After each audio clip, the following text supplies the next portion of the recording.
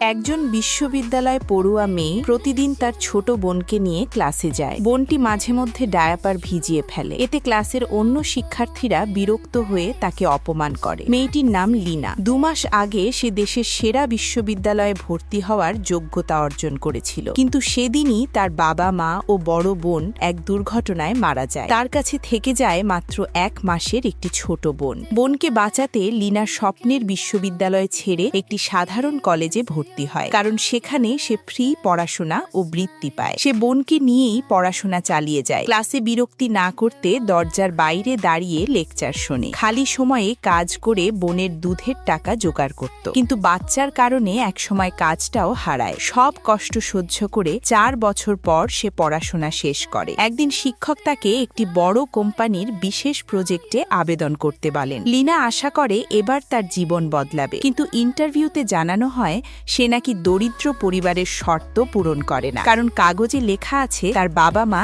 এখনো জীবিত। ঠিক তখনই কোম্পানির মালিকের সাথে তার